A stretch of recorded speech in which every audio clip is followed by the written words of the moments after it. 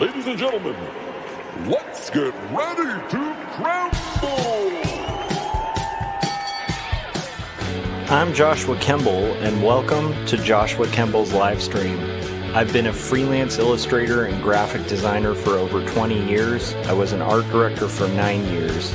And when I'm not art directing and working on illustrations and graphic designs, I'm working on comic books and graphic novels, and that's usually what I do during my streams. And while conversations can go all over the place on this stream, from spicy and entertaining to goofy and silly, one thing stays consistent throughout every stream. I'll always be working on art. So pull up a chair, get your art supplies out, and get ready for an entertaining show that'll keep you company while you work on your own personal art projects. This is Joshua Kemble's Art Stream.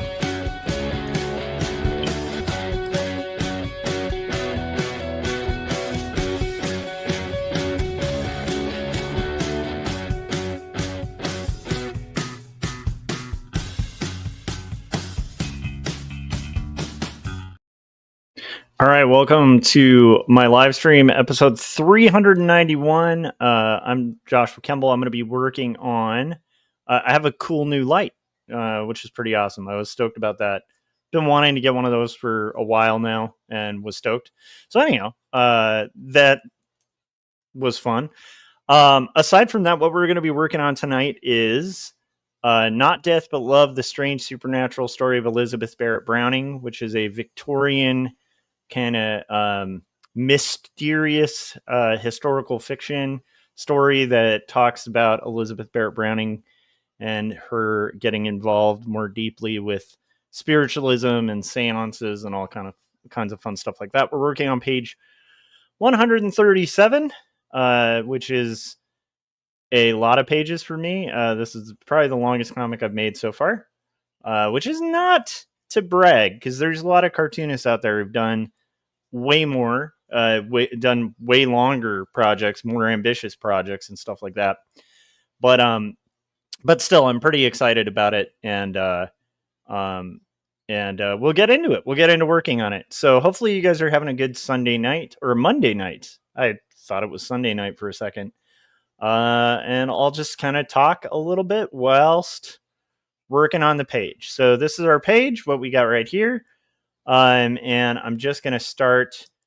Basically, my goal during this stream is going to be to do all the rendering on this page. So I penciled these during a really busy 3-day weekend.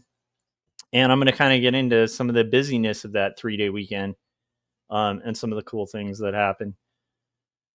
So one thing that's cool is yesterday I went to a friend's game release party. They sold a game idea to a card game company called Rate My Friends, and they had a big release party at a local brewery here called Bravery Brewing, which is an excellent brewery, by the way. They're probably one of my favorite breweries in California, and it's kind of cool that they're like right around my house. Like, they're not too far from where I live, and they brew just excellent beer. And that's pretty cool considering they're in the Antelope Valley. And I'm going to talk a little bit about the Antelope Valley. Why the heck not? Just so you know, though, what I'm doing, my goal is here. Oh, we got Kevin Cross in the chats. How's it going, Kevin? How you doing, bud? I loved your last video. I think it was really pretty awesome. So anyhow, friend, coworker, sold this game idea, and it's like a card game, like a card game where you play with friends and drink and stuff like that. It's sold at like Target. Like, it's a massive release. It's going to be at like Target and Walmart and like, in the game section, like a icebreaker kind of game. But the fun part was he had a game release that the game company actually paid for at the brewery. So like they funded, they gave out free drinks and like everybody played the game. It's a pretty fun game. The gist of it was, let me see if I can properly summarize it. But the basic gist of it is, you kind of get this, what's called, you become the master rater. Um, Pun I think intended, knowing the creator. And you get this card where it's got like a little crank wheel where you get to rate yourself by like 1 through 10. And so you basically get these stacks of cards. You draw 2 cards, and the 2 cards will say something like beautiful and gross, right? That maybe you draw beautiful, maybe you draw gross. They can get spicier than that, but it's usually like 2 words that are descriptive of a personality.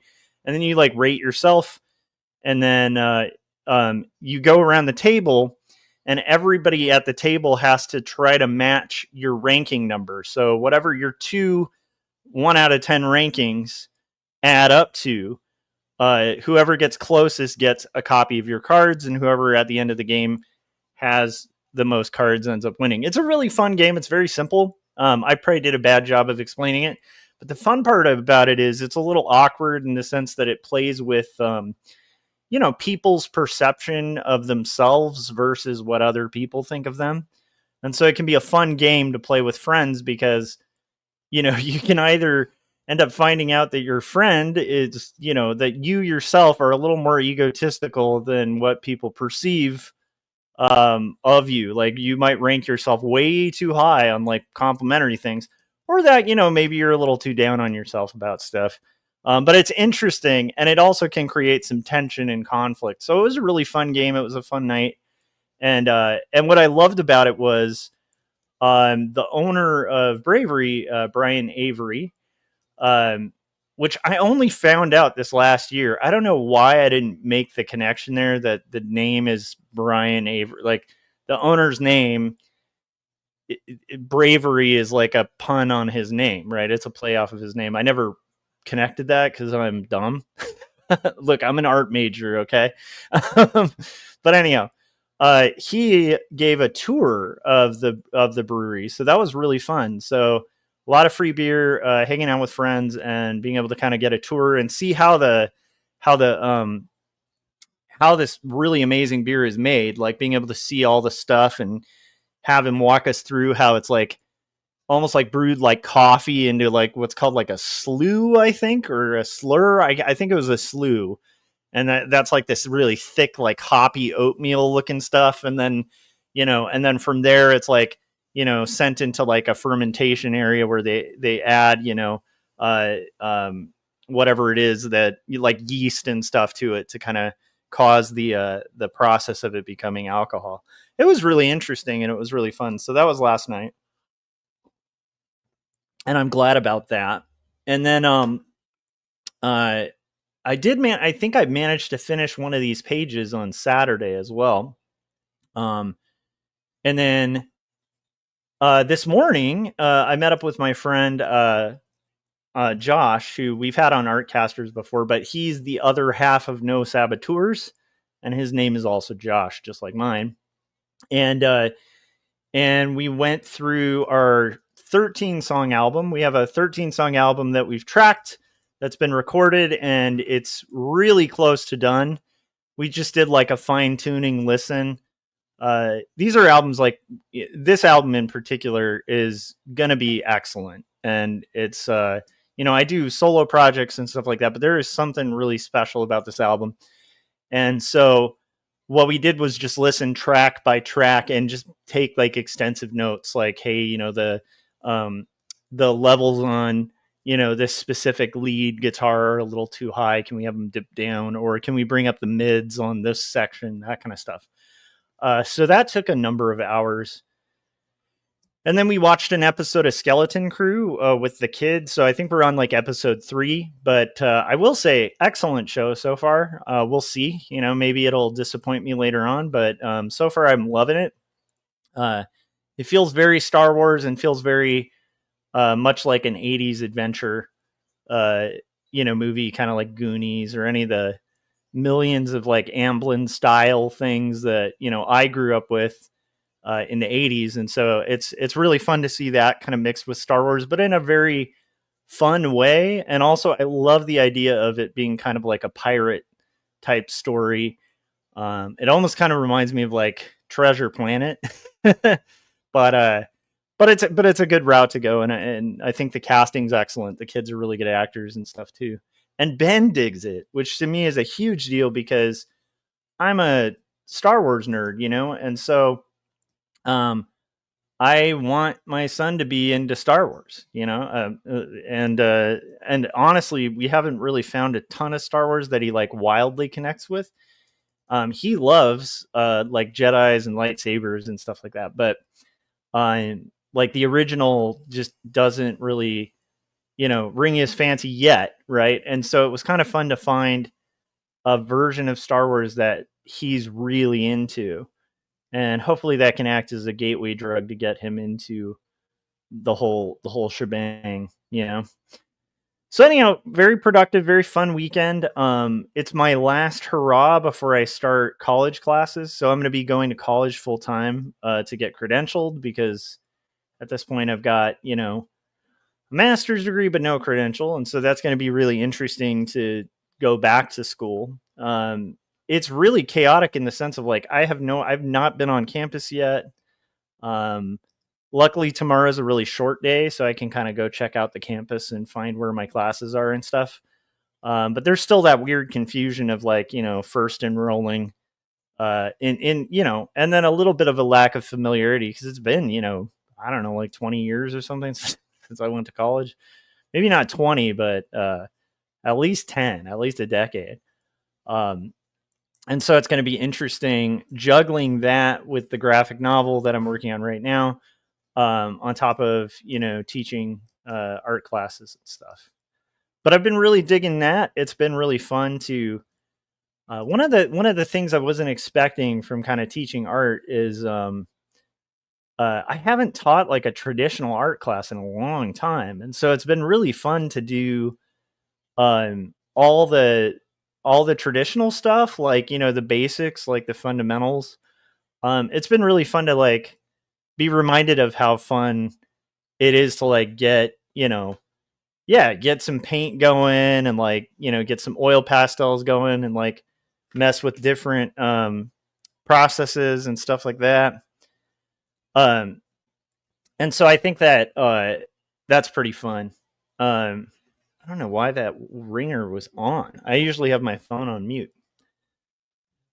So anyhow, that's been a really fun kind of byproduct of the whole thing is like learning just how much I enjoy the process of just doing like traditional art and just drawing and stuff, and like doing perspective and pattern and all the fun stuff you kind of learn when you first learn art, which seems so mystical when you first learn it, and it once it gets demystified, then you kind of usually move on to more heady kind of conceptual stuff where you're using all those fundamentals. But I've found, at least in my art life, I don't have a lot of time where I get to go back and play with those fundamentals, like playing with acrylic and oil or whatever it is, like these mediums, watercolor marker or watercolors, like just some fun stuff that, I've used mixed media my whole life, and growing up, that's what I learned on, was like all these traditional tools. So it's been fun to kind of crack those open again and kind of get used to, playing again and kind of playing with making art just kind of for the exploration of the process. So that's been really cool. So my goal during this stream is going to be to shade this entire page. We'll kind of see how that all goes. I would recommend, I know Kevin was in the chat, so you guys should check out Kevin's, I'm sure you guys already have, he has 1 million subscribers, but if you haven't, you should check out Kevin's latest videos. They're really inspiring, and the thing I always liked about Kevin as a person and also his videos is like it's real. It's just real authentic and pretty vulnerable in a good way. Like it shares a lot of really cool stuff, and I think Kevin has a real gift for that. So there you go. Go check that out. Hopefully you guys find inspiration from it. I know that for my own solo thing, I'm working on the last of 10 songs. And that's been pretty fun. to kind of get that going. And I'm eager to kind of get finished with it. But this is the thing that I wanted to kind of maybe talk about a little bit is um, what I've been learning, and we'll see how I do with it once school starts. But I've been starting to be okay with, when you're juggling a million plates and you have a million goals and stuff like that, you're going to have like some small daily progress on getting towards those goals. At least that's what I notice for myself is like, I'll notice I make really minute little movements towards whatever I'm trying to do. And they can feel kind of frustrating. Um, like, like music, for instance, I had a friend recently, buddy who also writes music, was asking me how I do all the music I've been recording and don't just like lose track of time and spend the whole day doing music. And it was actually a hard question to answer because I totally get what they're talking about. Like where sometimes when you're writing a song, or you just pick up a guitar and you allow yourself to play. I think this is why for a long period of time in my life, I didn't really pick up my guitar a lot because I kind of felt at the time like I had to pick something, this is a long time ago, but I remember feeling like if I split my focus too much, right, I'm going to have a lot of nothing. Like I'm going to have a lot of like progress that's really minimal and really minute areas and nothing measurable, right? So I remember at the time, this is like probably like my late 20s, early 30s, where I was really adamant about, yeah, I can pick up a guitar and noodle around, but I can't allow myself to play too much with that because that's a chapter of my life I'm closing, kind of thing. And I've since changed my mind on that, where oh, cool. Kevin said just got to finally listen to the new stuff you texted. Super rad as always. Nice. Um, yeah, it's like, so I've changed my opinion on that since like, my early 20s and 30s, where I've started realizing like I almost lost the use of my hand. And that made me realize like, oh, well, if I want to do music, like now is the time. It's one of those things of like, um, not wanting to get signed or play gigs or anything like that. It's just if I wanted to make music, it was like it's now or never, because like this is a world of really finite time. And if it's something that I feel is part of my identity, which it is, it's like an expression that I've known since I was, 15, a way of expressing like an art form that I've known for a long time. And I think I did myself a disservice by cutting myself off from that form of expression, because as I get older, the more I start realizing, that's kind of that's the thing that makes life worthwhile, in my opinion. I think doing those things that bring you joy, but for the sheer sake of the positive, um, of making something. I guess I'm trying to think of a way to express it, but the sheer sense of making something and the joy of that in itself is worth making time for. But anyhow, so this is my long-winded way of saying, when I finally sat down and started making time to track out like solo stuff, what I started doing was just what I used to do with comics, where when I used to have trouble making comics, I remember being like, you know what? Because I was very frustrated because I didn't have time to kind of make these things on top of, professional illustration work and stuff at the time. And I remember feeling really frustrated because it's like, yeah, I'm doing a lot of other people's stuff, but I haven't done anything for myself and my soul feels dead, right? So what I ended up doing, this is like, around Two Stories era, maybe around when I started Jacob's Apartment, actually. But I remember being like, if I could just commit to doing a panel a day, I bet I could get a lot done. And I kind of stuck with that, and that helped me break the myth that I didn't have time, right? So it was like just by setting aside a little bit of time and at minimum being like, whatever I do, I got to make time to make one panel a day.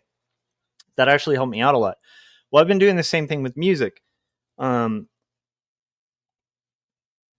So every day I'm trying to put in about 15 minutes, like 15 minutes, just to like come up with a verse or a chorus or something like that. And sometimes it goes longer. But that question my friend asked, I sympathize with, because it is hard in a weird way to like start and then stop. So it can be really hard, like, to kind of set up and all of that. And by the time you've set up and stuff, I have it pretty much down to where I can set up in like a minute or two. But that leaves you, like 13, 14 minutes to like track an idea, and maybe you'll have time to get into it and maybe go 20 minutes, with my schedule. But I'm rarely, except for the time I set aside on the weekends to do music with my friend, I'm rarely going to have more than an hour, or more than 20 minutes, honestly, to kind of work on music projects. So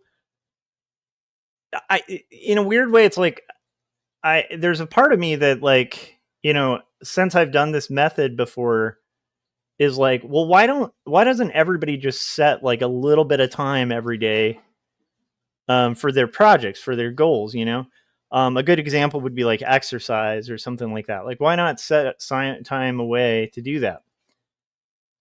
But that would be really dishonest of me to kind of have that attitude, because, like, dude, I was being amazing with exercise, like almost daily for about 2 years straight, and the last month I haven't touched a weight.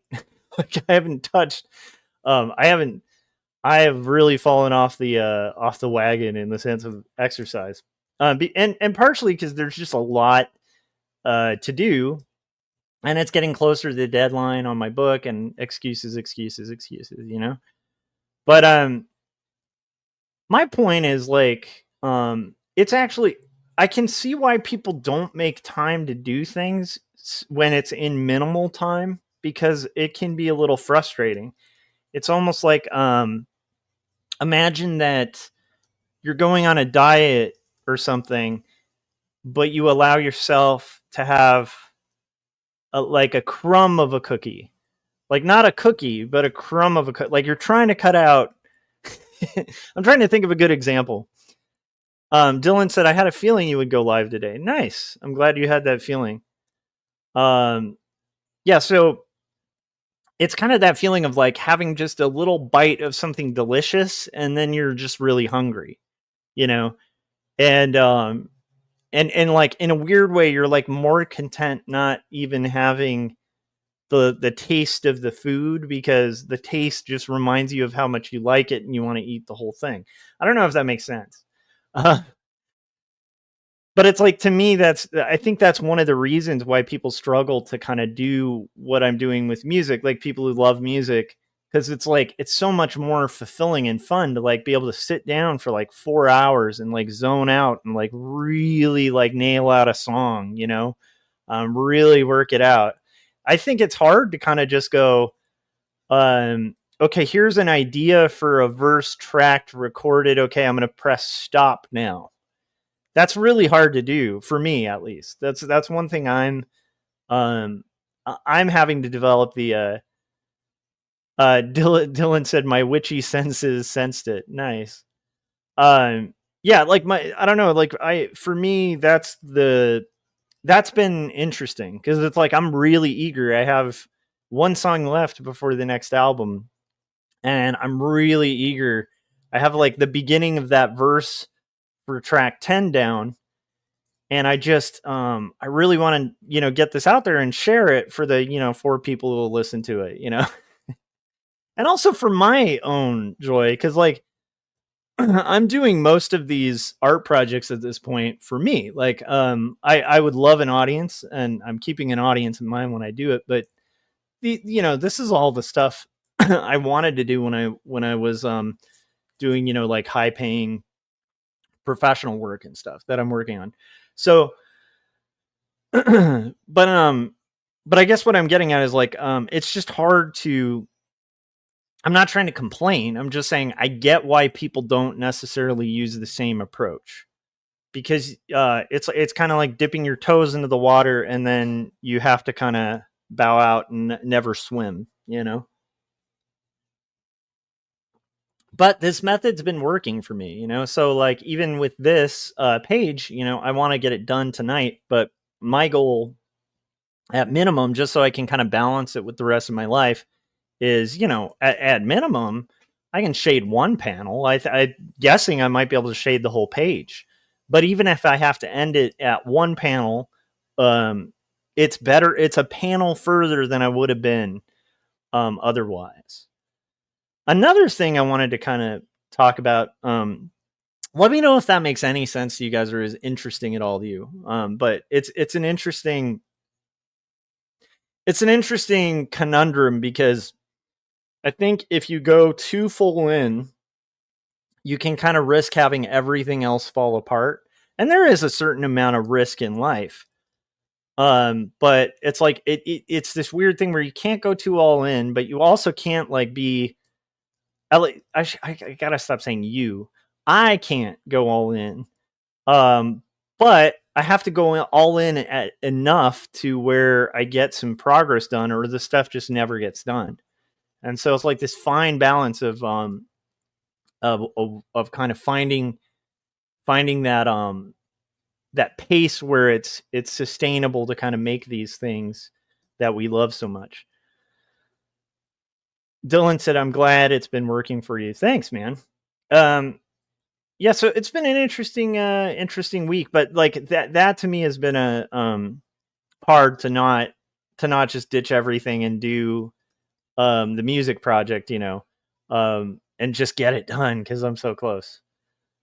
But at the same time, I need to make progress on this book because it is due. And as I start school, these windows of time to do this are going to decrease significantly. And so I need to be really making every effort with my free time to get this thing off my plate, to get it done. The book's really coming out amazing. I'm excited about it. It's looking good and stuff, but it's just a weird juggle. So anyhow, but I also want to say, it's exciting what happens when you do a little bit at a time. Like, you know, I've met plenty of people throughout my life who, you know, try different approaches and stuff like that. But a lot, you know, but for me, this has worked and it's gotten me results. And even just doing the 15 minutes a day thing with music, you know, I have 3 albums I put out last year. And then I have a 4th that's, you know, probably the best music I've ever made with my friend. And that's going to be coming out this year as well. But most of that was made last year too. And all of that was made in little chunks, you know, like little bits at a time, you know, where, yeah, you know, because my friend I do music with too, you know, they have a full-time job. So it's like, you know, even on the weekends, we have about an hour or so set aside, you know, on like Sunday to like sit down and get as far as we can on a song, you know, and chase wherever it leads us. And then, you know, to be continued till next week. But I'm starting to realize like I really like that method. Another thing that's coming to mind is on the exercise front. I think tonight might be the time to just kind of break that excuse, because I was so good with that for the last year. So I think I need to, as I'm talking to you guys, I realize that was actually an excuse I was giving. Like I even think I caught myself and was like, excuses, you know. Ooh, that wasn't supposed to be on that layer. We don't want to do that over that. Okay.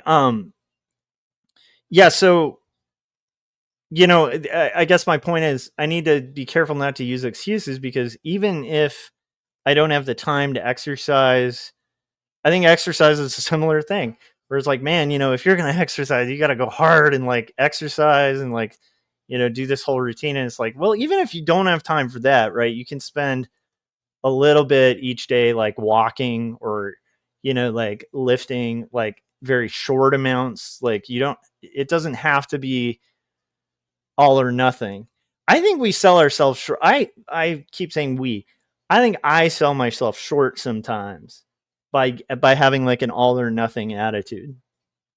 And I think that's maybe what I'm kind of thinking about here is, how interesting it is that my mind will try to kind of convince me it's all or nothing, and it's not really that simple. Um, it's okay to have increments, Um, and actually, what's cool is incremental progress is better than no progress. I'll take it. I'll take it. If today I'm like 1% better than I was yesterday, or 1% further, hey, that's a percent. It's a percent further uh, than I was before. And the fun part is, a lot of the time when you do this like little incremental bit, a lot of the kind of all or nothing types, some of them will have some success, but quite often you'll end up with something finished, you know, um, while whatever was being worked on is abandoned, right? Because it's like the all or nothing thing is hard to sustain, right? But incremental is sustainable. So that's me rambling. How are you guys doing? What are you guys working on? I'd love to hear what you're working on. Hopefully, you guys are working on creative projects. This is an interesting part of this story. They're having a tea party. Elizabeth Barrett Browning and our villainous Sophie, who's this girl who always has the white rose, um, and basically Sophie's trying to kind of make up for the fact that she pretended that she was doing spirit writing, contacting Elizabeth's dead brother. Although we don't really know if she's pretending. Maybe she really did. It's hard to tell. Um,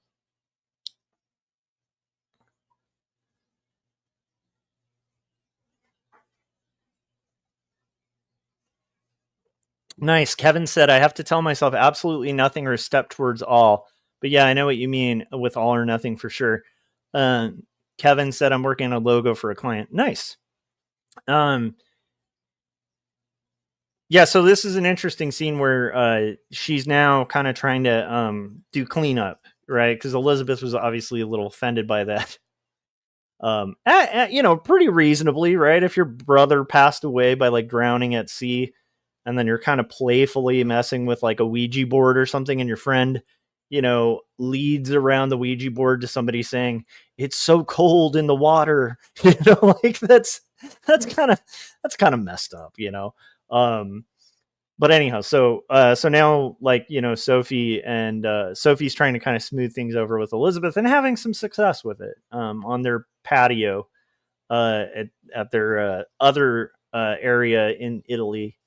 Can't remember what the address was for this. It's a real location. It's hard to keep the historical locations in mind. Plus, I'm not a names guy. I'm not a names and dates guy. I never have been. I remember concepts really well, but like names and dates elude me quite often. Anyone who knows me knows that names elude me quite often. I just have trouble trouble with names in general. Most of my friends will know that too, where it's like it just takes me a really long time to learn someone's name, and it's not a lack of interest in those people. It's just some kind of weird thing where I have trouble remembering names until I really know somebody. And what's funny is I'll remember all the details, all the conversation, everything about the person, but not their name. Anyhow, so where was I going with that? I can't even remember where I was going with the name thing. So anyhow, we're shading this page, getting some work done, trying to kind of catch up before tomorrow. I have my lesson plan for tomorrow written, so that's good. And then I think the only thing that's kind of on the dock of things I want to do today is I do want to try to get my workout in. I'm going to try to do that. And I hope that doesn't sound like humble bragging or something where it's like, man, I really got to work out. It's like, no, there's no bragging there. If you've ever seen me, there's nothing to brag about here. Okay, like, um, but it's just one of those things that I have to consciously say it, whether I'm on stream or off. I try to hold myself to that standard.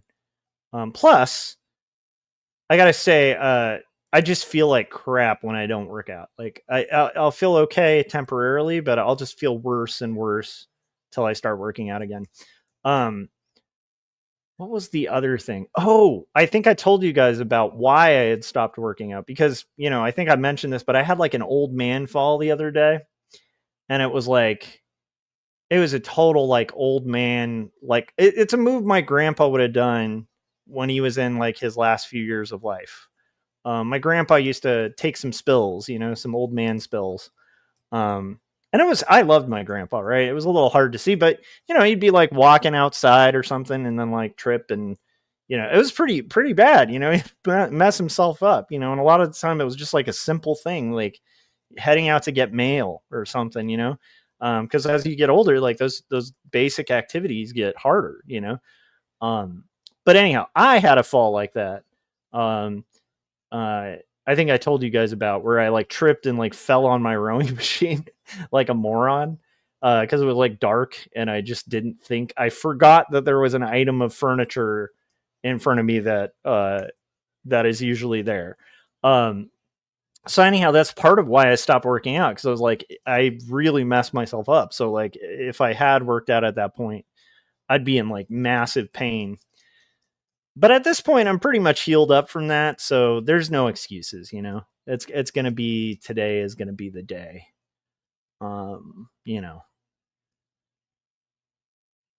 But it was really fun to go to the the card game release for my friend, and it also was a reminder of how screwed the comic industry is. I was just thinking about, like, this wasn't a big yeah, Kevin was saying not exercising doesn't just mess with my body, it also makes the old brain bucket turn to sad darkness. Yeah, that too, right? Exercising is really key for mental health for me. It's been a game changer. I'm sure it has for you too, Kevin. So and I am prone to the darkness if I anyway, so staying exercised is a good way to kind of keep my dark friends at bay. Um but it's so the thing I was stunned by with this game release thing is that they put money into the release, and it's a card game, and I'm like, dude, book publishers do not put money into marketing very often. There's like one or two that do, but in general, it's that's on you. Like, maybe they'll make an announcement, um and don't get me wrong, like, there's some that are better than others, like they'll make kind of contacts with library associations and get them sent out for review and stuff. But I haven't heard of a lot of publishers being like, here's a budget to like rent out a bar, buy people drinks, incentivize them to review the book, and like, basically like putting a little bit of money behind the launch, um and it was a little eye-opening to me, because I was like, this is really cool, that a game company will do that.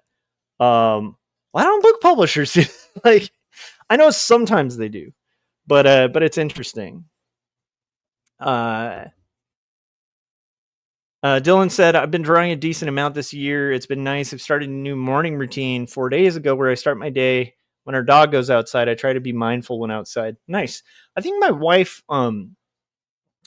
does most of the kind of walking the dog in our house, but I think for her that is a nice kind of reset and like moment of exercise too in the day. So I think that makes her dog really happy, but I also think it's probably like a nice kind of calming routine as well. So I don't think that's a bad way to do it.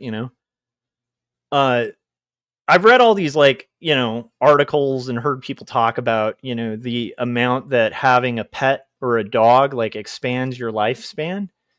And the most I can speculate from it, because it's factually true. It's like people who are pet owners tend to live longer, and it's like, why is that, right? And I think a lot of it is kind of like having a kid, kind of similar thing, where when you have a son or a daughter or whatever, it's like you get home and like no matter where you're at, you got to get your crap together.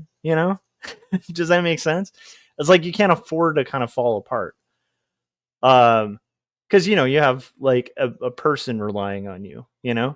And similarly, I think a pet is very similar to that too, where you can't really afford to not be like on your game and a little concerned about the welfare of this thing, because it's your pet. It's like, how else is it going to eat? How else is it going to exercise? So it's like, I think there's something about that, like being relied on, that actually can expand and help mental health. Because I think this is my own experience with mental health struggles or whatever. Is I can't even remember who said this. This was a long time ago, but I had a friend who was kind of going into like therapy type stuff, like in school. They were kind of studying to be a therapist. And I remember talking about mental illness and stuff like that, and saying something about, I don't know, something about like, people with mental illness. This is a long time ago, but I think my statement was something like they need to be more selfish. Like, and that person just flipped and was like, no, no, no. They were like, mental illness is mostly, and don't get me wrong, this is just me quoting them. It's not my opinion, right? But they said a lot of mental illness is actually being too selfish, and you kind of have to just like get outside of yourself and like, you know, not be selfish. Like basically think about other people. Like, think about other, if you're in the pit of despair, like, and you're like, oh, I'm down, don't, feel like you're awful for feeling down, but at the same time, like, you know, how do people feel when their city's getting bombed and it's like being able to kind of have that empathetic outward view while you're suffering, or just thinking about how does this affect, like, I think that's part of why having an animal helps people's mental health too, because I think having a pet or a kid or something like that is like, well, obviously a kid more, but a pet as well. It reminds you that there's something, there's a function that you serve that's outside of yourself. Like it's like no matter how you feel, you are needed. And I do think, at least when I've struggled with mental health stuff, is that feeling can be the worst, is where you feel like you're not needed, or that that you don't have a function, or that like the worst one of the depression lies is like the world would be better without you kind of thing. And I've totally had those days, especially, I mean, man, um, not so much recently, right? But you go back like 5 years or whatever, and I definitely had like a lot of that. Like that was a fight I was constantly dealing with, was like every once in a while just having those moments of like, well, the whole world would be better off if I just disappeared, kind of moment. And I don't have that anymore. But I think part of it, well, I shouldn't say anymore, because I do struggle with depression. So it could always come back, but but I haven't in a long while. And I think that it's partially because I am in a situation where I have a lot of people relying on me. So I just can't afford to go down that road, keep in mind, I've had like some real, rough times, you know, but I do think that helps. I think that's why like pets are good, and also they can keep you exercising and healthy and stuff. So, anyhow, Dylan said I've filled or have almost filled 32 pages in the new sketchbook that I got for Christmas. Right. Yeah, Dylan said there's a baby right there for me to love our dog. The other thing is just, I mean, the typical thing of pets is like, my dog makes my day better, because like every time I get home from work, it's like at least some like no matter who in my life, might be, even friends and stuff aren't always happy to see you, right? But it's like this dog always happy to see me. My dog, every time I get home, is like acts like, the rock star came home, and it's like that's a good feeling too, where you have um somebody or something in your life that, like, no matter what the circumstances, like, they are pumped and stoked to see you, like you're the highlight of their day, and that makes you feel good, um that's why I like dogs. I'm a dog guy anyway. uh yeah, so we're gonna get through this panel. We're almost there, so I'm gonna get through this panel and then probably play a little trailer. Might go for another hour, so it may not be possible for me to shade this whole page, but we'll see. We'll see how far we get. But we are making pretty good progress. So I'm gonna try to finish this page first. I gotta consolidate some of this shading.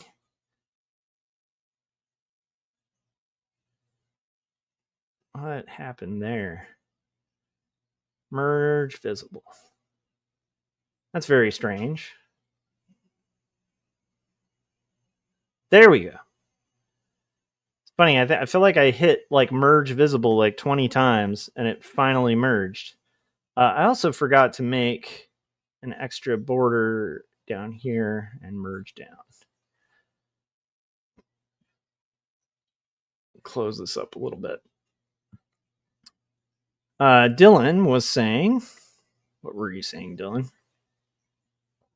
Whenever I move out, I want at least a couple months to where I'm truly alone with no pets. I've always had pets, and my household is growing up. It's filled with fighting and noise, and I think my soul needs quiet. Yeah, I think it's a give or take. Like, I think some quiet is good. I will say, yeah, it's pretty chill and quiet around our house. I think I'm louder than our dog.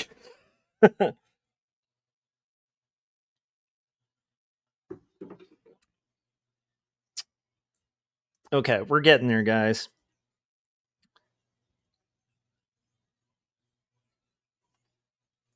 What was that? Yeah, Dylan said LOL. Yeah, I don't know. It's my dog's pretty chill. He does bark though, but like in a good way. Like he'll let you know when somebody's, at the door kind of thing. And that's another good function of a pet is, like a little alarm system.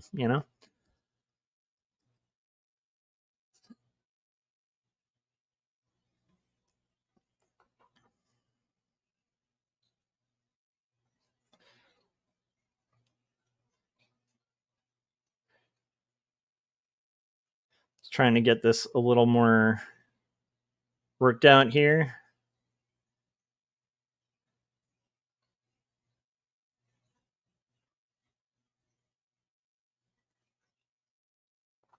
Dylan said, I'll eventually get another dog, but I need to experience some quietness. Yeah, I understand that. Yeah. And honestly, I think that giving it a little time too will make you appreciate having a pet. Plus, uh, there are some downsides for sure. Like I know when I was a young man and and my wife and I were first dating and stuff, we used to live in a ton of different apartments, and it did limit our options for apartments having pets. Um, and it would limit our travel as well. So, it's kind of like, anytime you take on a responsibility, um, of caring for someone, it's always going to come at the cost of some freedom. Um, but I also feel like this is a weird thing, but it's like I feel like sometimes freedom is overrated. Because without responsibilities or duty, what is freedom? Like, what's the point of it? I don't know if that makes sense. Like, I remember somebody saying this to me a long time ago. really stuck with me. It was a really interesting statement. They were saying like there's no one more free than, somebody who's homeless. Like they're free, there's not a lot of law like binding, them. There's not really like any possessions kind of like holding them down. Like you can kind of defy a lot of social expectations and stuff like that. But what the heck is that freedom worth? If you don't have safety or protection or community or you know what I mean? Like you can have all the freedom in the world, but without like enforcement and backing, it can be kind of useless, right? It's like, so there's obviously some things we prioritize, as much as being free. I don't know if that makes sense. Uh, so anyhow, I remember that being a really interesting thing for me as a young man who was very, I'm very corny. I'll get corny and sappy about like, US history and stuff because I really do like the country I live in. I know we've done a lot of bad things, but it's like I actually like this country and stuff. But I remember when I was younger, I used to be much more of like a but freedom, because I do value freedom a lot. I've never been a really good yes man. The Yes Men though would be a really good. Has there been a comic just called the Yes Men? That'd be a great comic book character. He'd just be like the henchman of a supervillain, but he'd also be like the sidekick of a superhero. He's just kind of the yes man. Like he'll that has to have been done. Does anybody have time to Google that and see if that exists? Kevin said that does make sense. Duty makes you a better, more valuable person, I think. For example, I think being a parent has been the best thing ever and comes with tons of responsibilities. Yeah, and you have less freedom as a parent. Like you literally, it does come at the cost of your own freedom. Like for sure, you give up a lot of freedoms. And it's not like you are this when I say give up freedoms, I don't want to make it sound like you're a victim, because it's like, dude, I agree with you, Kevin. It's having a kid's the best thing I've ever done, right? But there's definitely like, I have friends without kids, and they have freedoms I don't have, But to me, there's something above freedom, right? It's like, otherwise, what is it for? Like, who cares? Like, I don't know if that makes sense. It's like if there's I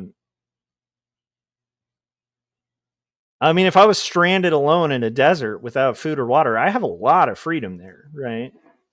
Like I'd have a ton of freedom, but is that was that worth it? I don't know if that makes sense. Okay. Um, uh, it's just something I think about too, because I think sometimes people prioritize freedom, but it's like if you don't have um, responsibilities or like legal backing for your freedom, then it's like what does it mean?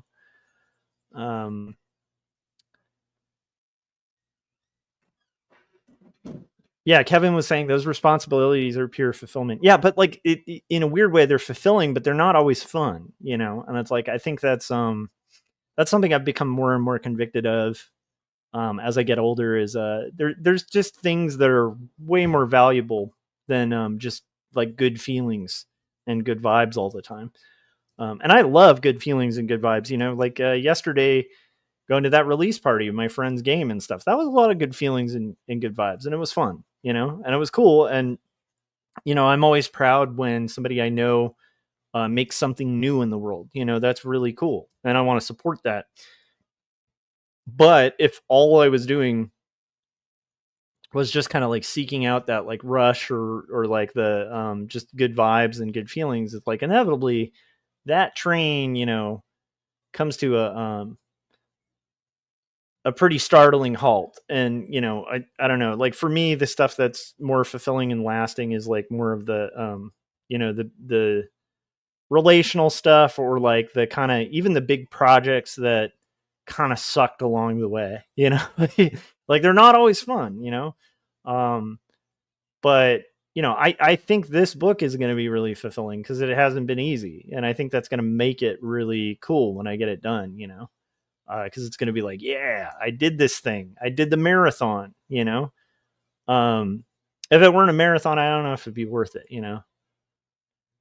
Big argument against AI in my mind is that people are robbing themselves of the journey, as cheesy as that is. It's like the journey of doing something like this is you get something out of that I think as the creator, not just as the maker, right? Because it's like I think that's where people might kind of screw up with, at least for me. I don't know. I don't think art is just for the viewer or the reader. I also do think it serves a real big purpose for the creator of it too. Okay, guys, I'm going to put on a trailer real quick. From the looks of it, we'll see. I think I can probably get 2 panels shaded tonight. So I was hoping to do the whole page, but we'll see. Cause I think I'm going to go tell about, probably like 1 more hour. And then we'll see where I'm at. But it'll be interesting. Dylan said, over the years with becoming a caregiver for both my parents, it's made me wonder if I should ever become a parent. Sure, this situation is teaching me things that I'm applying to parenting, but I don't know how I would be as a parent because I don't want to become abusive or resent my children. It's different when it's your kids. It's hard to explain. It's different when it's your kids. Like it's just different. Like, I love my parents, all that, I love family and stuff like that. But there's like a love I have for my kid that is, it's like instinctual. It's like, that's hard to explain unless you're a parent. But like when you're a parent, it's like there's it's just in your. It's like the most unearned love in the world. I don't know if that makes sense. That you'll give for your kid. Dylan said, we're always free because we live in America. Well, we'll see. that could always change. Okay. Here is the trailer. Let's do home shop. No, let's do adventures in the library. I'll be right back and we'll at least shade 1 more panel. Our heroic adventurers fought orcs, monsters, sorcerers, necromancers. Now they find themselves in front of a mystical library. What shall they find? It's all in the roll of the dice. We've come this far. There's great power behind this door. I can feel it. We just have to get past it. This door is no match for my axe. I shall chop it down. You always want to use brute strength. Why don't you try knocking? We'll try it your way. You may enter. The library is open to all those who seek knowledge. Feel free to look through our tomes. Maybe you'll find the answers you seek. I sense great power here, and it's behind those shelves. Indeed, there are powerful items hidden behind these shelves, but you can only get there through the enchanted words. Do you have those words? I believe I do. Tremble before the Cremble. There is great power. Look at that glove. Must be so powerful. That is not where I sense this power. I must get closer. I found them. I found the sacred manuscripts written by Joshua Kemble. Behold, I now possess 2 stories and Jacob's apartment. Please tell us more about 2 stories and Jacob's apartment, and who is Joshua Kemble? Xeric Award-winning cartoonist Joshua Kemble is a freelance artist, graphic designer, and author. Two Stories is a confessional graphic memoir that grapples with questions of faith, mental illness, depravity, and ultimately redemption in a fallen world. Jacob's Apartment is a coming-of-age graphic novel in the vein of Ghost Road and Fun Home.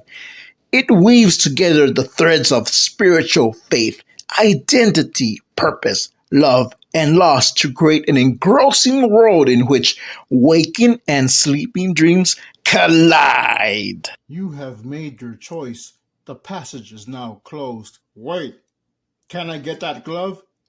No. Oh. All right, let's go. All right, that was that was Frank Salazar's commercial. Just as a reminder too, if you guys ever want me to, like promote your stuff or something like that, make a, video that's like shorter than, like a minute and 15 seconds, unless you're my mod, Frank, and in that case you can make the longest video you want. But otherwise, as long as it's a short video and it mentions one of my books or, my music, I will play it in the rotation. And you will also be able to make a plug for your own stuff. That being said, I don't know if Frank posted it on his channel yet, but I know that it was pretty hilarious. He texted me the other day, because he's doing, like role playing stuff now, like setting up like D&D games and stuff, which is pretty cool. Like he's straight up, setting up some really cool role playing games. I gotta say that, like, that would be a really fun thing to do, is like some role playing. Just because, man, it's been a long time since I played like a really good game of D&D. The only problem with that is, like, you guys know I like Risk. Hopefully at this point, it's my favorite game. One of my favorite games is Risk, and I got really addicted to the app, like the Risk app, because it's like Risk, but it's fun because it doesn't take 4 days, because everything's automated, so it goes a lot quicker and it's a lot more enjoyable, in the sense of it's not as enjoyable actually as a live Risk game, but it's more feasible at the age I'm at, because the likelihood that I could set aside 2 days to play a really killer game of Risk is just it's not in the cards for me now, so that's the one downside of like the idea of role playing at this age, is like it just takes a long time. It's a very, you have to be really committed, to get fun out of it. But I gotta say, if Frank lived closer, I'd probably totally role play with that guy, because like he would be a great GM. Like he's very creative and fun, But anyway, so he sent me a video, and it was him doing the Little Mermaid song, waiting for his crew to show up to play D&D, and I was like, that's amazing. Because if you guys have been following the stream for a while, you'll know I'm a stickler for that song. The particular one, Part of Your World. That is one of my favorite songs of all time. It's my favorite song to karaoke because it makes people feel weird when you karaoke that as a dude. And it's just great. But anyhow, that was funny. And I think he has that posted on his Roll for Tarako channel. Dylan said, I plan on making a video about my woes about being a caregiver since I was 14 and the possibility of becoming a parent or not. Yeah, parenting's it's a big decision. It's one of those things of when I was in my 20s and even early 30s, I used to tell people I would never have a kid. Like, this is something I used to think. And then my heart changed on that, and my wife and I really wanted to have a kid, but it was like I don't know. I feel like sometimes, the people who are going to have a kid by how much resistance they have about it. Like if I meet somebody who's just like, I'm never, ever, ever going, you're like, yeah, you will. I'll talk to you when you do. I don't know if that makes sense. A lot of the time, those people are the people that, end up being, where my good friend Kevin and I are at, where we're like, it's the best decision I ever made. Dylan said, I just remembered that I have mint chocolate chip ice cream. Mint chocolate chip ice cream is the best. There's no contest about that. The debate's been had and settled. That is just pure common sense that mint chocolate chip is the best ice cream. Hands down.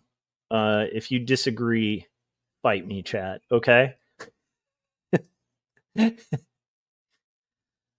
Oh, here's a weird thing. Kevin said, yeah, I used to say never. Yeah, I think when we were initially, podcasters back in the day, Kevin and I used to have a podcast. That was kind of a big deal at the time. And hardly anyone remembers it now, but but anyhow, on that show, when, back when Kevin and I used to hang out, we used to be like always talking crap about the idea of, like, both of us were probably like very vocally like never gonna have kids, what I think the coolest byproduct of that is, before I had a kid, I really felt like I was like a selfless, really good person. I don't know if that makes sense, but I used to feel really good about myself.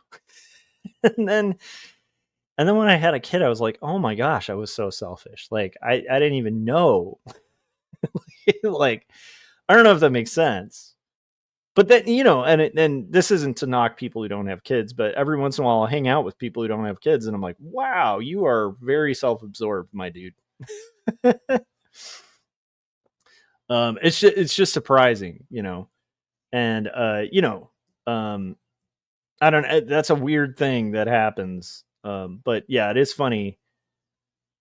I remember my buddy Rick, who we've also had on Artcasters and stuff, but my buddy Rick Reese, when we first met, I was his student in college. I was taking like production for fine art class or something. It was basically like an early version of like a Photoshop class.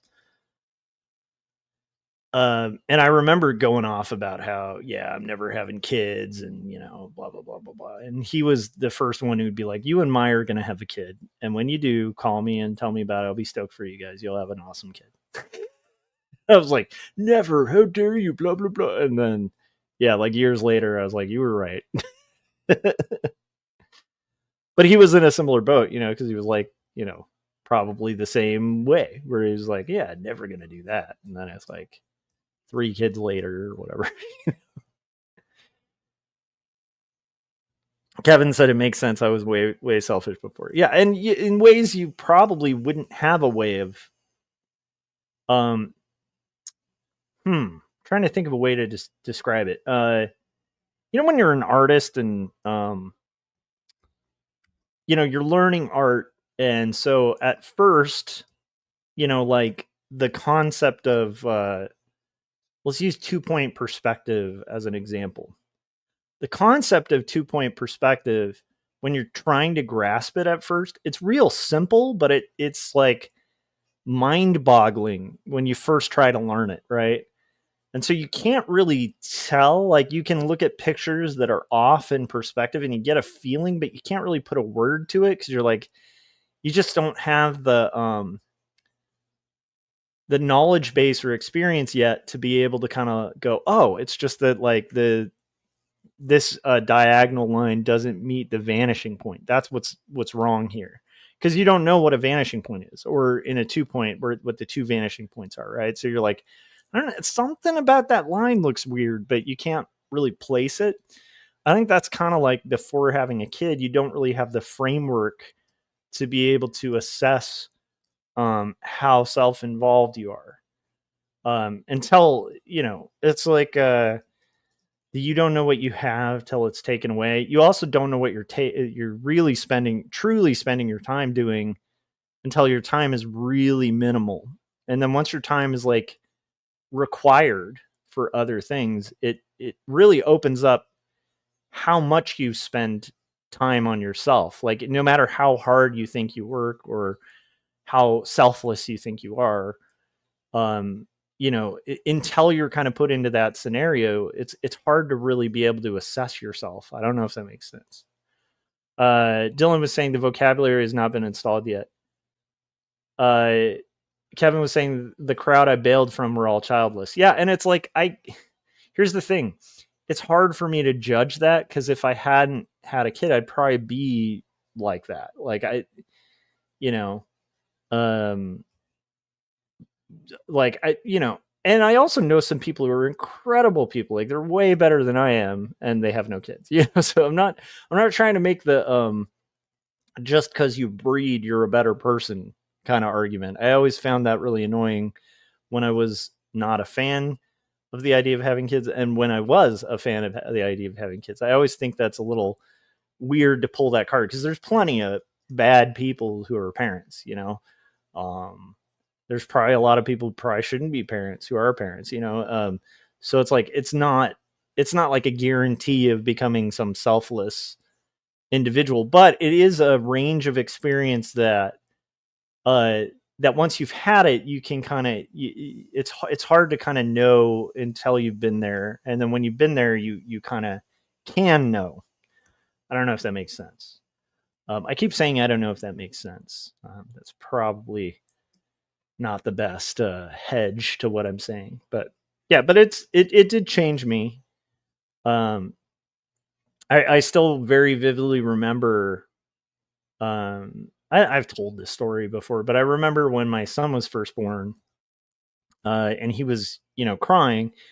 And it was like this weird moment where, like the entire time of my wife's pregnancy, it's like you get, 9 months of it, you get really used to very much like caregiving for your wife. It's like, I'm just making sure she's okay. And like, you get programmed almost like during that, to where like, man, the second there's like discomfort or whatever, you're like there with like food or whatever they need. Right. Cause it's a harrowing experience. But then like once the kid is born, then I don't know. I remember it being this weird moment where it's like, so my wife just went through probably the most painful experience of her life, but then there's this little dude who is bawling and needs me. And so I have to kind of put him above my wife or myself. And I remember like feeling like, like everybody does when they're, a new parent, you never really feel ready. So you're like, there is that like back of your head kind of thing of like, what am I going to, like, how do I even do this? Like, how do you take care of it? Like, there's a lot of like mystery to it, cause it's a big responsibility. And I remember, he was like crying, cause they had delivered him and put him in like, there's like almost, it's like it's weird, but it's like a bucket, not a bucket, but like a cot kind of thing. But anyhow, at the hospital, and he's just bawling and bawling. And I remember going over to him and saying, "Hey, it's okay." And this is a little dude who's never seen me before, right? And he reaches his tiny little hand that's like smaller than my pinky around my pinky and grips it and just goes totally quiet just at the sound of my voice. And it was like nobody else, like the doctors, nobody talking to him was able to do that. And it was just the sound of my voice, because he had been hearing that, the whole time he was pregnant. Yeah, well, my wife was pregnant, right? Like he's in utero, getting used to the tone and the sound of my voice and his mom's voice, And so it's just like biologically, like just instantly he was able to be calmed by dad, And I remember at that moment, this is that cheesy, parent story or whatever, but it's like at that moment, I remember thinking, like feeling this thing, like this instinctual thing just hit me, where I was like, I have to protect this little dude. And I would die for this little dude. Like there's like, that was just it. Like from that point on, it was like, it was just like I said about like unearned love. It's not like he did anything. It just rose this, like almost like primitive, like protective instinct in myself that I've never experienced in my life. And I've felt protective over people I love, but this was like a different, like not a like, oh, I'd die for you kind of thing, but like a literal, like a jump in front of a bus for this little dude. Like he's the best. And also just knowing he's like, he's my responsibility. Like no one else is going to do that for him. No one else is going to be the person who can go there and and he holds your pinky and instantly is calmed, Oh, Kevin was saying she was born suffocating, and when she got revived, I made a sound, and she immediately grabbed my index finger as tight as her tiny hand could. Yeah. And that kind of story is always going to sound a little corny to, non-parents, but for me, it was really significant. I'm also having a bit of a sneeze coming up, so I think I'm going to play another trailer. Um, and then we'll get back into finishing up this panel. So let's see here. Let's do home shopping, Crumble. I'll be right back. Well, thank you, Colleen. I hope your daughter Kelly does well at North Carolina State this year. Well, we got another caller on the line. Elizabeth from Phoenix, Arizona. Elizabeth, what can we do for you? Are you ready to do some shopping, girl? Oh, yes, Terry. I am ready to do some shopping today. I'm interested in that 2-book set you have. 2 Stories and Jacob's Apartment. Oh, well, that's a great choice. In fact, I bought these books before. I gave a set to my grandson, Hunter. These books are amazing. Well, they sure are, and if you buy both of them, you really get the whole feel of the whole Joshua Kemble universe. You know what I mean? Yes, I do, Terry. These books are remarkable because, for one, you can take them anywhere. You could put them in your car, and you can go to the park or the river. We've gone to the river. My husband Taylor and I, we just love it. And I murdered my husband at the river. Yeah, I did. But these still are amazing books.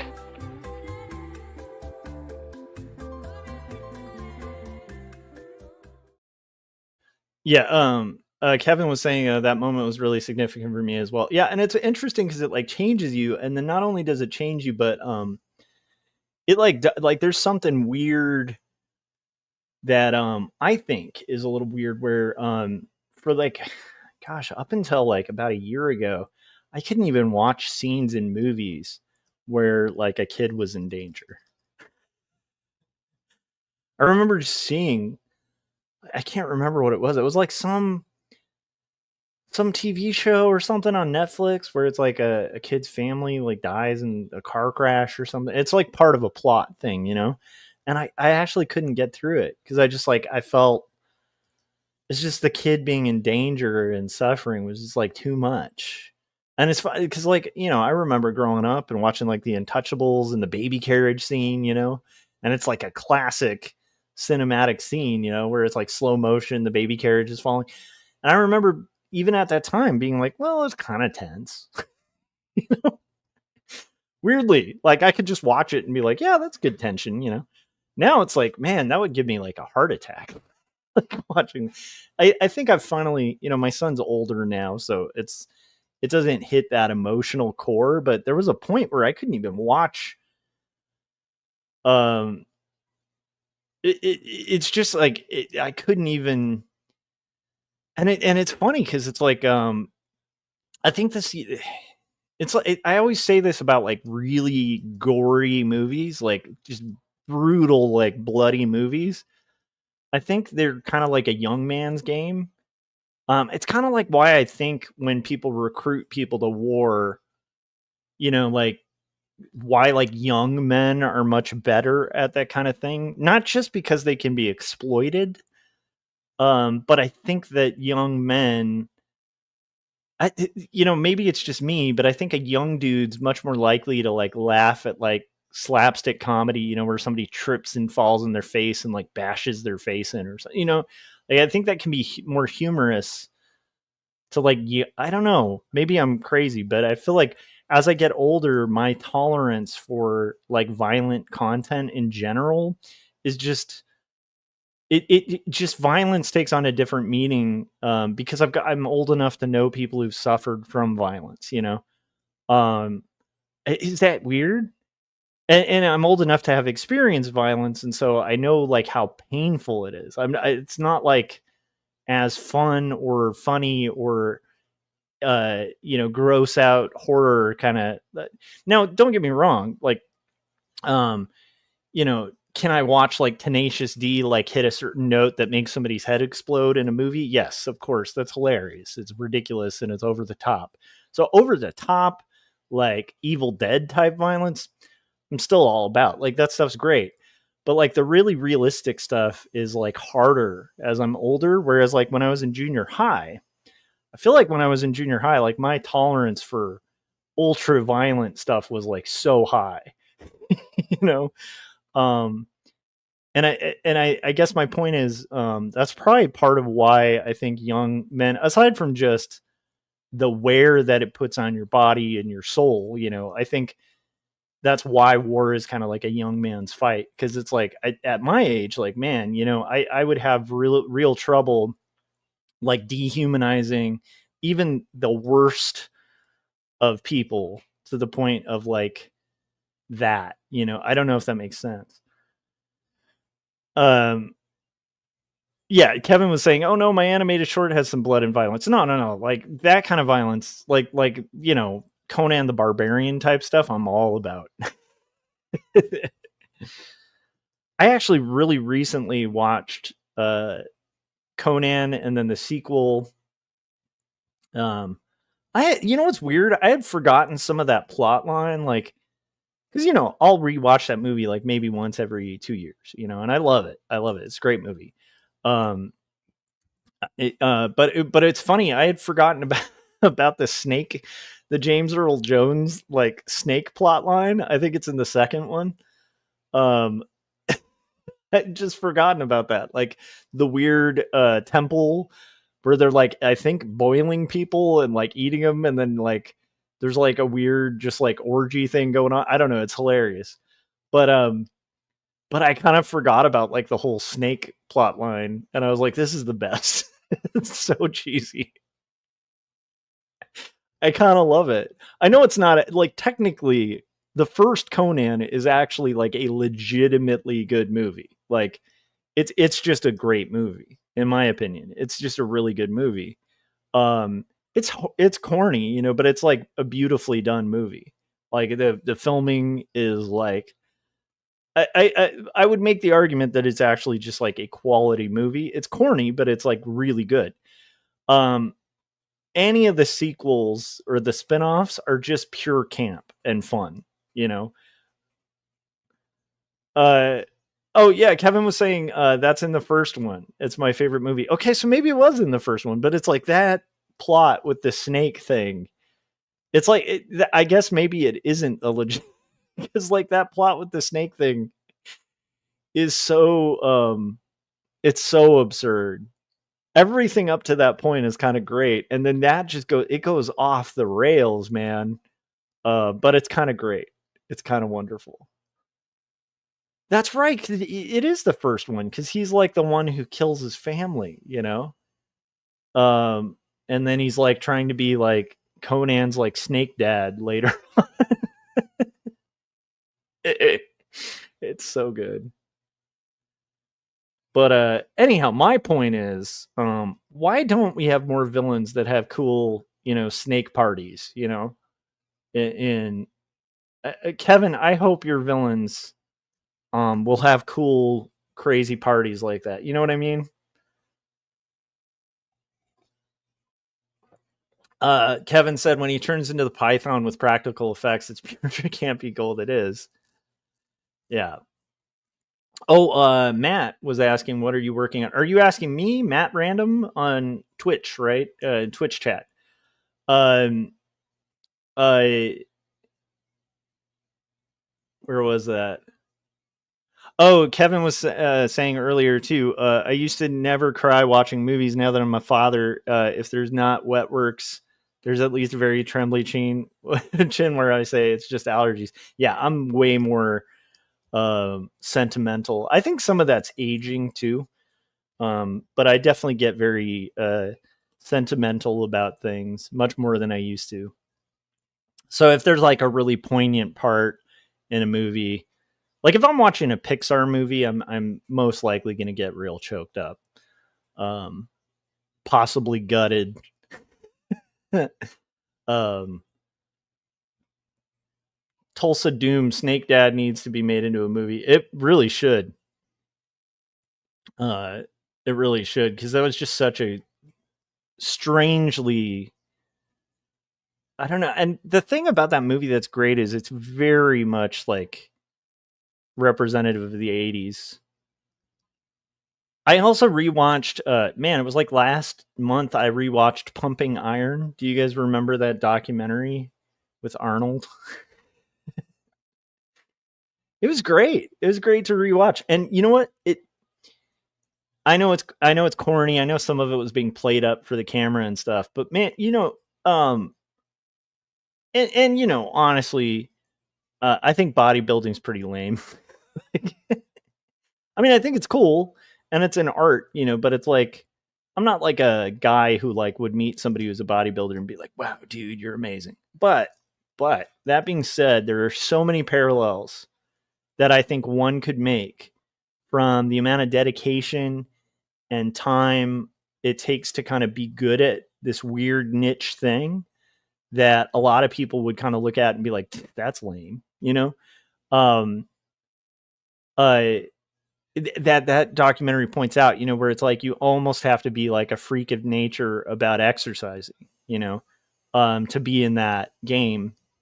That's really like a motivator when it comes to comics, because I'm like, man, it's I'm not pumping iron, right? But it's like, dude, I got to do my reps. I got to get them in. Like, I know most people, on Sunday or Monday on a 3-day weekend would be like, fast asleep, but I got to hit the reps, But also Arnold is hilarious in that and also very inspiring. Weirdly enough, he's a very inspiring figure in that movie. Where, but it's also got a lot of funny moments too. I think my favorite part that I had forgotten about was like, it's like Arnold, kind of lounging back and like with this funny, like goofy smile, talking about how he's not necessarily the best bodybuilder. Like he basically says, I'm not the best in these competitions. And he's like, but I've won. So like a lot of people look to me for advice. And he's like, so I can give bad advice to people who are better than me. And he's like, it's like psyching him out, like play the head game. And just the way he kind of says that is hilarious, but it's also interesting because he's like really got that almost like winner's spirit. And I think we do need to have a little bit of that that pumping iron mentality with art. It's like just because I'm not like a jock type dude doesn't mean I can't have, dedication and a warrior's spirit about this kind of stuff. I don't know if that makes sense. But yeah, that's that documentary. It's good to watch. It's hilarious. It's also just really insane because like it does make you appreciate how much effort and work is put into that kind of thing that generally like a lot of people, including myself when I was younger, would look at and be like, that's like meathead stuff, right? But it's like, no, but like that, it does require like crazy amounts of dedication and like pushing yourself to kind of get there. And that does parallel to me with any sort of art endeavor, whether it's music or movies or something like that. It's like anything you're doing that's creative, that's like doing something positive is always going to require, going a couple lifts further, just a little bit further than you're comfortable with, pushing the limits. Kevin said pumping pencils. Kevin said, I've never seen Pumping Iron, but I'm sold. Watch it. It's on YouTube, the whole thing for free. I think, or maybe I rented it, but I'm pretty sure the entire thing's on YouTube. If not, it's like a couple bucks to rent on Amazon. But definitely watch it. Cause yeah, it was about it was pretty awesome to watch. It's also cool cause it's got, the Incredible Hulk's in it. Lou Ferrigno is kind of like the young up and coming, guy who's working out, but he ends up getting kind of like screwed over by the Machiavellian machinations of Arnold. It's great. It's got so many funny points, so it's worth it. It's got a lot of quotable kind of Arnold moments.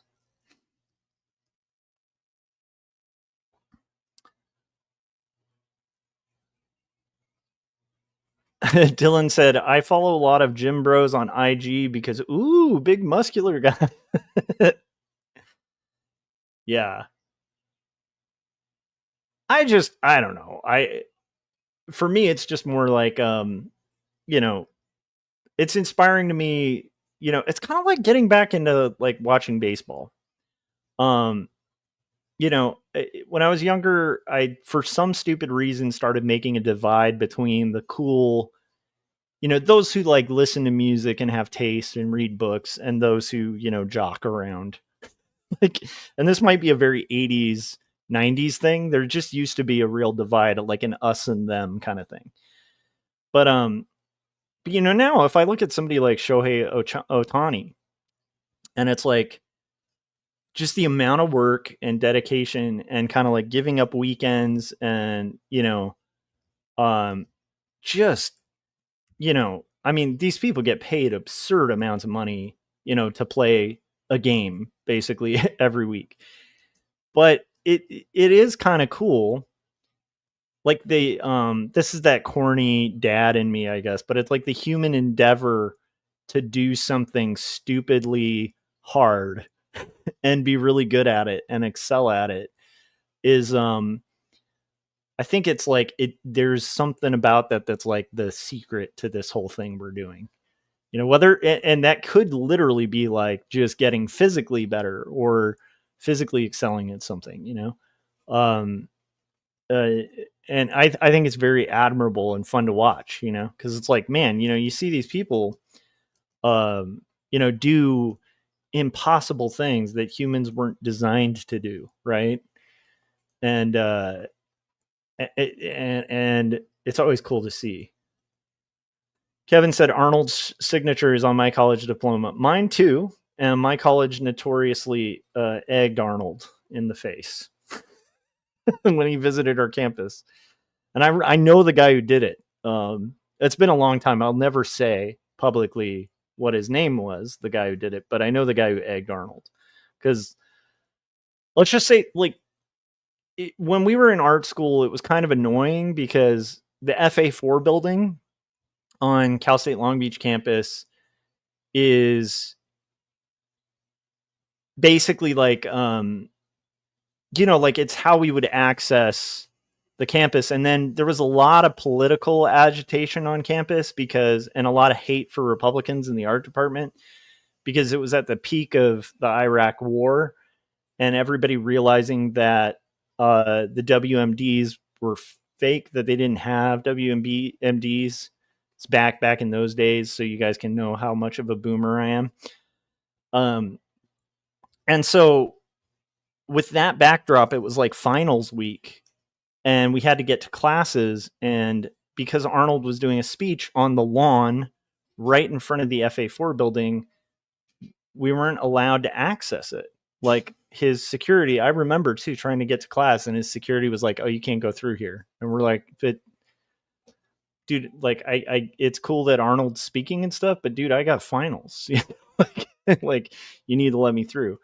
And I remember they kind of diverted us, and it annoyed my friend so much that he went to the there was like a little convenience store on campus that sold like, you know, little things and stuff like that, like eggs, because they'd sell it to people who were at the dorms, you know?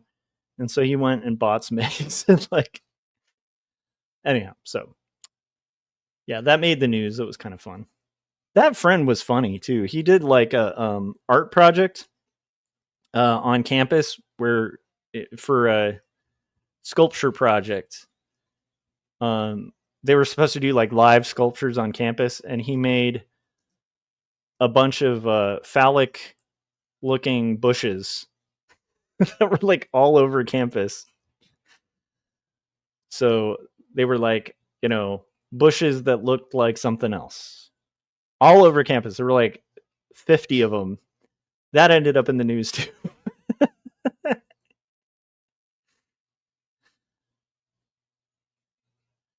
Yeah. Dylan was saying LMAO egging a really buff dude who can tear you apart. Well, now that I'm older, like even that like was really funny when I was younger. Now that I'm older, I can understand why as a public figure that's like kind of a big deal, because like, you know, like an egg, even though it's like a silly thing, it's like, that's a little scary getting anything like chucked at you if you're on a stage, like, because that could easily be something other than an egg, and it's like, it's kind of a threat. So it's like, but for when I was young, that was really funny. The to this day though, that the bush art projects, the bushes all over campus art project. Just imagine one day you go home. You're at a college campus, right? One day you go home. About a week ago, your friend was like talking about this joke that they're in like a sculpture class, and for their final, they're supposed to do an installation sculpture, and they wanted to make a bunch of giant, things I probably can't say because of the TOS on YouTube, like just huge things all over campus that are just proudly standing all over campus, like this huge campus. It's like the size of a city. And you're like, haha, that's funny. And then like 2 weeks later, you go to campus and they're all over campus, like, as like shrubberies. Like, it's the funniest thing. That guy was legendary. That was a really good friend. Yeah, Dylan was saying they were rockets. Get your mind out of the gutter. Yeah, that friend, that buddy was legendary. He was a good dude. He's actually a dad too. Very, very cool guy. Mellowed out a lot. But that's college age shenanigans. Okay, so we're gonna finish this panel, and then I'm probably gonna have to call it for the stream because I have a crazy busy day tomorrow. I might be live streaming tomorrow, though. I'm going to try to see if I can make that happen after college classes to kind of work on this. And I'll get to tell you guys how my first time back in college in like a decade goes. Because I spent probably about a decade working on a BFA and an MFA, and now I'm going to be probably spending another 2 years kind of finishing and getting a credential. So getting into the credential program. So I'm figuring all that out and getting readjusted to balancing, work life with school life is going to be interesting. And I'll be able to kind of recap on that. Let me know how you guys are doing. But if you want to keep track of this crazy train, I do these streams. I do this mainly for fun, to just kind of hang out with people and keep myself accountable to getting art done, and also share the process and hopefully inspire you guys to kind of keep in the fight of being creative. I am happy with how these came out. So let me see. Yeah, you guys can probably see. I'm happy with how these panels came out. So that's going to be as good as I can go. Dylan said, how many pages do you have to create? I have, I'm trying to think. I did the math the other day. I know I think I have like 90-ish left. So we're over the halfway point, which is cool.